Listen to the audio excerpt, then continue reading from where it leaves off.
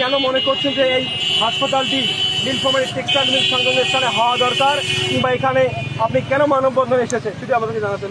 অনেকেই জেনেছেন শুনেছেন যে চীন সরকারের আর্থিক সহায়তায় 1000 শয্যা বিশিষ্ট হসপিটাল আমাদের নীলফামারী জেলায় হবে।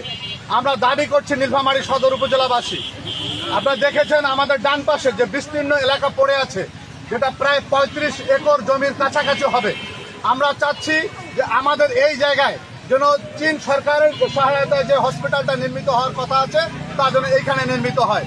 আমরা জেলার সদর উপজেলায় বাস্তবায়িত হোক সেটা আমরা চাই, এবং সেই দাবির প্রেক্ষিতে আমরা বারুণীডাঙ্গা আদর্শ উচ্চ বিদ্যালয়ের আমরা শিক্ষার্থীরা, শিক্ষক মন্ডলী, আমরা আজকে এই মানববন্ধনে একাত্মতা ঘোষণা করতে এসেছি। আপনারা জানেন যে আমাদের পাশেই একটা বৃহৎ ইপিজেড অবস্থিত, আমাদের পাশেই 56 ব্যাটালিয়ন যে বিজিবির যে একটা আছে সেটা এখানে অবস্থিত আছে, এবং যোগাযোগ ব্যবস্থা আমি মনে করি রংপুর বিভাগের যে রাজধানী যেটাকে বলা হয়, আমাদের 4টা জেলা এক পাশে এবং 4টা জেলা, সেটা মিডিল অবস্থানে আছে নীলফামারী জেলা। সেদিক থেকে আমাদের সৈয়দপুর এয়ারপোর্ট খুব বেশি দূরে নয়। সেই দাবির প্রেক্ষিতে আমরা আশা করছি বর্তমান সরকার সেটা বিবেচনা করবে এবং সেটা বাস্তবায়ন করবে, সেই আশাবাদ রাখছি, এবং সেই কারণে আজকে আমাদের এই মানববন্ধন কর্মসূচিতে অংশগ্রহণ করা। সকলকে ধন্যবাদ, এবং দাবির পক্ষে আমরা সবাই আছি তো নাকি?